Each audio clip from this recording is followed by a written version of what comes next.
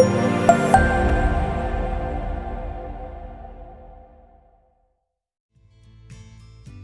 are a world divided by language, race, ethnicity, governments, culture, geography, and values.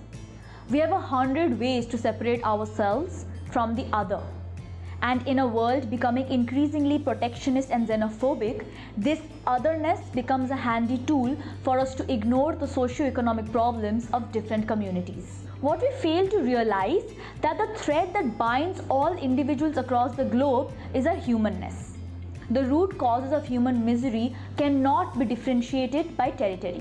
Poverty, climate change, food shortage affects an individual regardless of the religious identity or the race they belong to. Even if our individual identity separates us, our presence on this planet unites us. We are at once citizens of our own country, bound by laws governing us. And with that, we're also citizens of the globe as a whole. And this is the concept of global citizenship that transcends all geographical boundaries and political and cultural differences to pave the way for a collaborated effort to confront challenges which are also global in nature.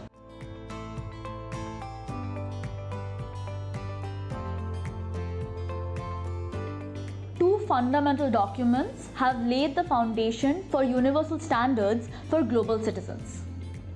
One, the United Nations Declaration of Human Rights, which was adopted in 1948. Second, the Sustainable Development Goals adopted in 2015. The SDGs is a multilateral effort to overcome challenges which are structurally interconnected.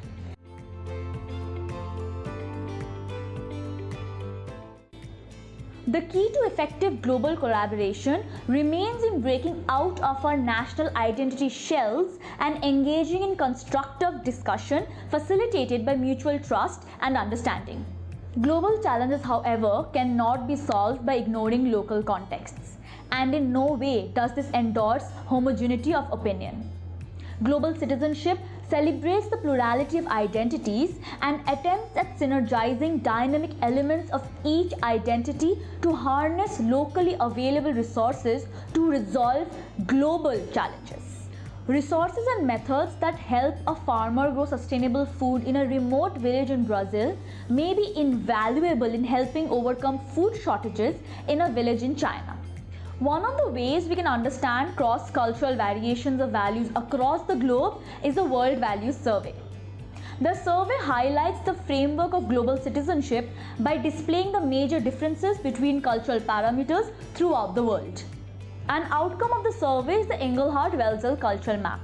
It plots societies based on their position relative to secular rational versus traditional values on the vertical axis and survival instincts versus self-expressionist instincts on the horizontal axis.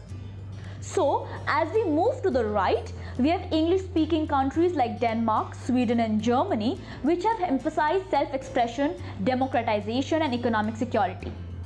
Towards the left, which is more survivalist and traditional in nature, we have Islamic and African communities like Ghana, Libya, Jordan, Saudi Arabia, etc. True global citizenship would allow us to hold multiple cultures within us and instill confidence in our ability to switch and navigate throughout the map without looking at it as a one-dimensional identity map.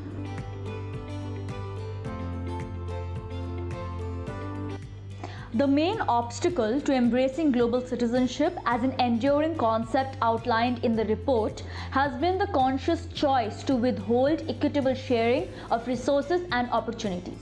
This has been born from a difficulty in being able to define universal values, a halo of elitism, the rising tide of nationalism, perception of threat by cultures different to ours, and a stark difference in socio-economic conditions. The fear and guilt of being powerless against the abyss of social issues like poverty, refugees, diseases, and a lack of safe space for discourse and differing opinions foster anti-globalization sentiments.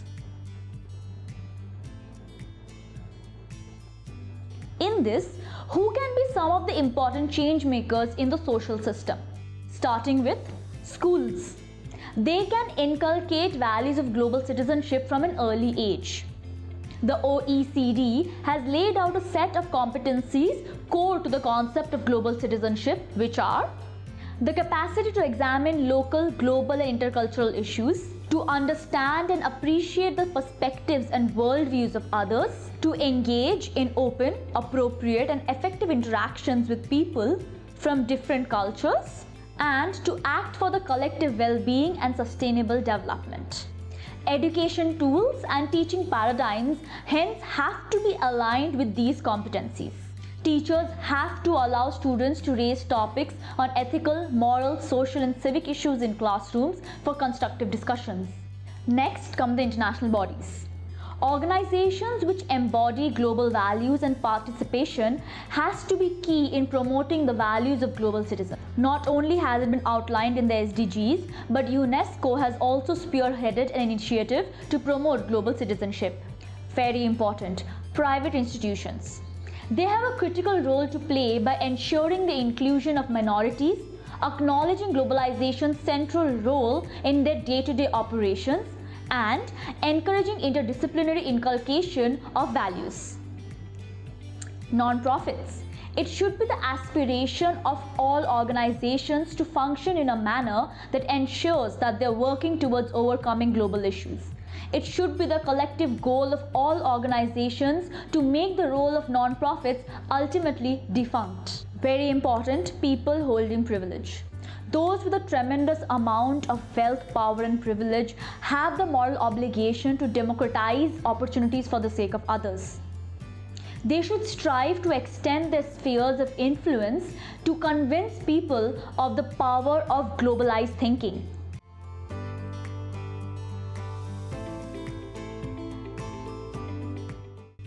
The report also discusses how attuned India is to global citizenship values. The sheer diversity in the country in its religious expressionism, its language, culture, literary pieces, philosophies, religious beliefs, and ways of life can be traced back to the Indus Valley Civilization in 2500 BC. The Indian society has also been subject to a constant influx of foreign elements because of its strategic location on the world map.